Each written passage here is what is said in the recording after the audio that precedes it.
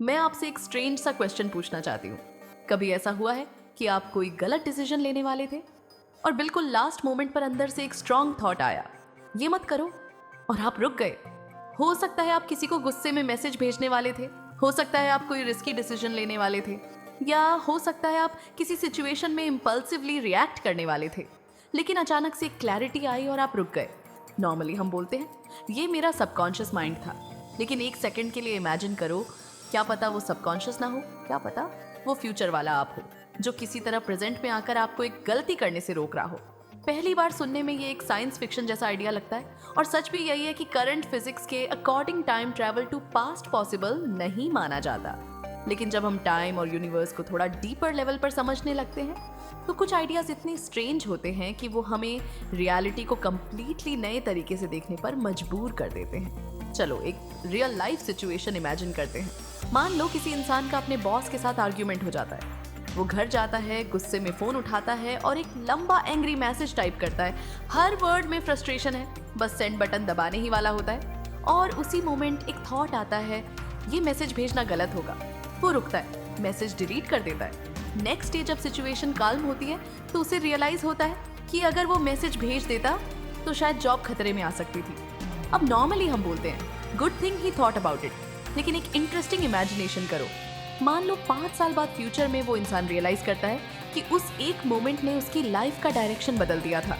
अगर उसने वो मैसेज भेज दिया होता तो शायद उसकी करियर स्टोरी कंप्लीटली डिफरेंट होती।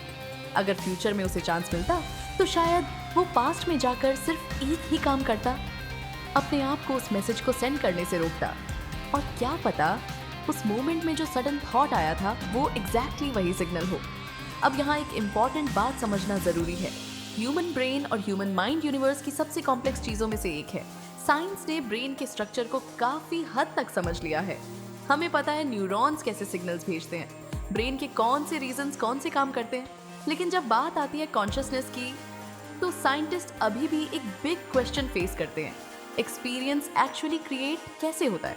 मतलब थॉट्स कैसे जनरेट होते हैं, इंट्यूशन कैसे आती है, और कभी कभी बिना कॉन्शियसली सोचे हम सडनली सही डिसीजन कैसे ले लेते हैं। सबकॉन्शियस माइंड का कॉन्सेप्ट इसी मिस्ट्री को एक्सप्लेन करने की एक अटेम्प्ट है। लेकिन सच ये है कि ह्यूमन माइंड का कंप्लीट मैकेनिज्म अभी भी अननोन है। अब थोड़ा फिजिक्स की तरफ चलते हैं। डेली लाइफ में हमें लगता है कि टाइम सिंपल है, पास्ट पीछे है, प्रेजेंट अब भी हो रहा है, फ्यूचर आगे आएगा। लेकिन जब एल्बर्ट आइंस्टाइन ने थियरी ऑफ रिलेटिविटी प्रपोज की तो टाइम का कॉन्सेप्ट कंप्लीटली बदल गया। आइंस्टाइन ने दिखाया कि टाइम एक्चुअली रिलेटिव है, मतलब टाइम का फ्लो हर जगह सेम नहीं होता। अगर कोई ऑब्जेक्ट बहुत हाई स्पीड से ट्रैवल करे या बहुत स्ट्रॉन्ग ग्रेविटी के पास हो तो उसके लिए टाइम स्लो हो सकता है। इस फिनोमिनन को टाइम डायलेशन कहते हैं। इसका मतलब ये हुआ कि टाइम एक यूनिवर्सल क्लॉक नहीं है, टाइम एक फ्लेक्सिबल डायमेंशन है जो स्पेस के साथ मिलकर स्पेस टाइम बनाता है।